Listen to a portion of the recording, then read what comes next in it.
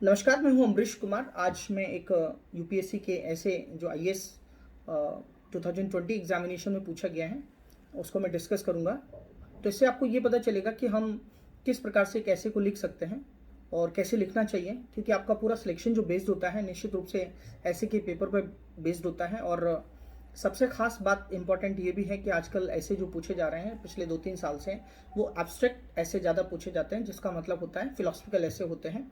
इनमें स्टूडेंट अपने आप को अनकंफर्टेबल फील करते हैं, असहज फील करते हैं। तो इसलिए यूपीएससी एग्जामिनेशन में जो ऐसे पूछा गया है उसको मैं शॉर्ट में आपके साथ डिस्कस करता हूँ। यूपीएससी में ऐसे पूछा गया है कि ships do not sink because of water around them, ships sink because of water that gets into them. इसका मतलब ये हुआ कि जहाज अपने तरफ पानी की वजह से नहीं डूबते हैं, जहाज पानी के अंदर समा जाने की वजह से डूबते हैं। ठीक है। यूपीएससी एग्जामिनेशन में जब भी आप कोई ऐसे लिखेंगे तो पहले उसको समझिए कि वो क्या एग्जामिनर कहना चाहता है, किस बात पे आपसे डिस्कशन करना चाहता है। तो जब भी आप ऐसे लिखेंगे तो उस टॉपिक की मूल भावना को समझते हुए, कई बार पढ़ते हुए, फिर उसका एक स्ट्रॉन्ग इंट्रोडक्शन होना चाहिए, स्ट्रॉन्ग कंक्लूजन होना चाहिए। देखिए, कोई भी बात अपनी आप कह रहे हैं, लिख रहे हैं, अगर वो स्ट्रॉन्ग तरीके से उसको आर्ग्यू न किया जाए और एक स्ट्रॉन्ग कंक्लूजन पे आप नहीं पूछेंगे तो कैसे आपको मार्क्स मिलेगा। और इस प्रकार के ऐसे में बहुत ज़्यादा जनरल स्टडीज़ आपके काम नहीं आती हैं। बहुत ज़्यादा जो है प्रैक्टिकल लाइफ, आप किस प्रकार से अपनी लाइफ को जीते हैं, आपके वैल्यूज़ क्या हैं, आपके संस्कार क्या हैं, आपके आपके सोसाइटी के साथ में रहते हैं, आपके फैमिली, फादर मदर का किस तरीके का बैकग्राउंड है, राइट, इस तरीके, ये फ्रेंड्स, आपका फ्रेंड सर्कल कैसा है, सब कुछ उस पर आपकी जो है सोच डिपेंड करती है।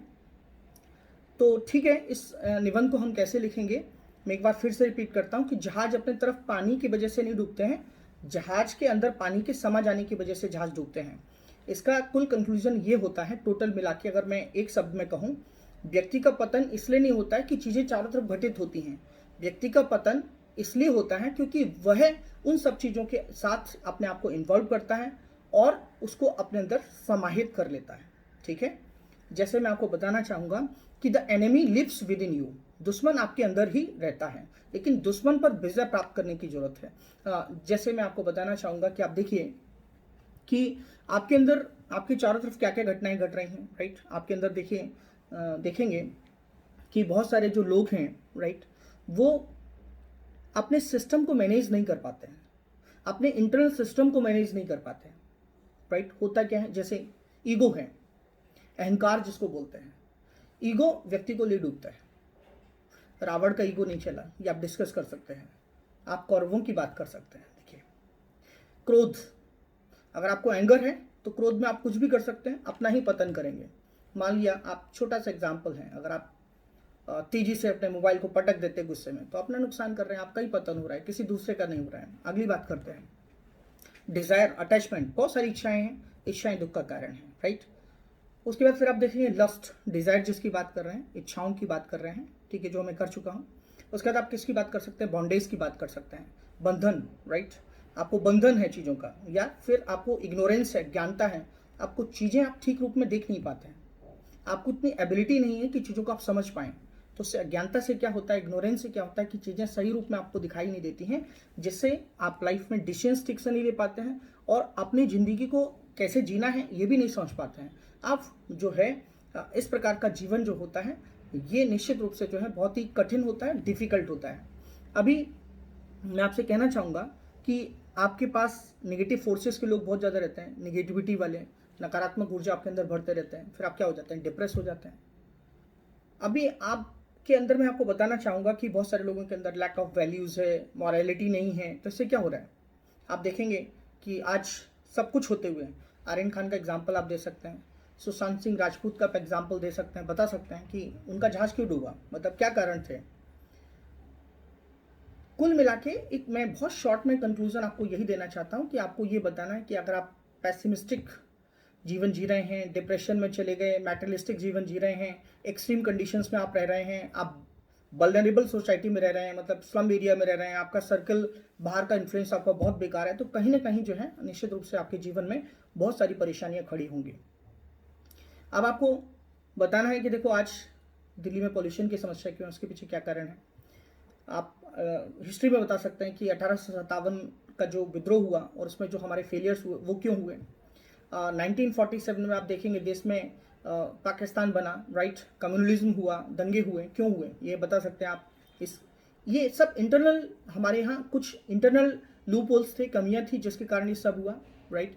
उसके बाद फिर आप बता सकते हैं कि आज हमें अगर सेल्फ कंट्रोल अगर हम करते हैं, आत्मनियंत्रण करते हैं, निष्काम कर्म करते हैं, राइट, इग्नोरेंस हमारे अंदर नहीं रहता है, राइट। हाँ, हमारे पास स्ट्रॉन्ग वैल्यूज़ हैं, स्ट्रॉन्ग एंड स्ट्रेंथ है, इनर स्ट्रेंथ हमारा अच्छा है, पॉजिटिव वैल्यूज़ के साथ जी रहे हैं, हमारे पेरेंट्स काफ़ी अच्छे हैं, हमें मोटिवेट करते रहते हैं, हमारा फ्रेंड सर्कल काफ़ी अच्छा है, लोग काफ़ी अच्छे हैं, सोसाइटी के लोग काफ़ी अच्छे हैं, तो हम उस माहौल में ढलेंगे, राइट।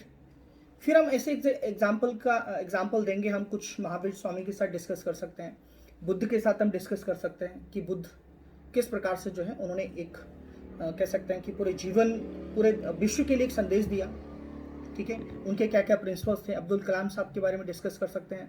अम्बेडकर साहब की परिस्थिति का हम बता सकते हैं कि किस प्रकार से उन्होंने अपने आप को बाहर निकाला, ठीक है। इन सारी समस्याओं के होते हुए भी जो है आप बता सकते हैं।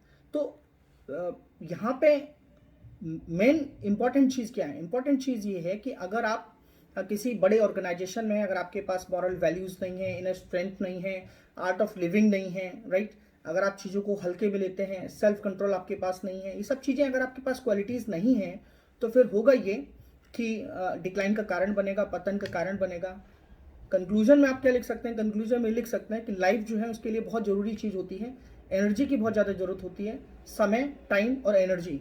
अगर हम टाइम और एनर्जी को हम ठीक से यूटिलाइज़ करें, टाइम और एनर्जी को हम ठीक से यूटिलाइज़ करें और ऐसे लोगों से मिलते रहें जो हमें लगातार एनर्जी देते हैं, ना कि हमारी एनर्जी को डिस्चार्ज करते रहते हैं, राइट। मतलब कह सकते हैं कि हम नेगेटिव एनर्जी के लोगों के साथ रहेंगे तो निश्चित रूप से हमारे जीवन का पतन होना निश्चित है। आप ऐसे लोगों के साथ रहिए जो अच्छे लोग हैं, जो आपको मोटिवेट करते हैं। एनर्जी लेवल आपका बड़ा होना चाहिए और आपके कुछ वैल्यूज़ होने चाहिए, इनर स्ट्रेंथ होनी चाहिए।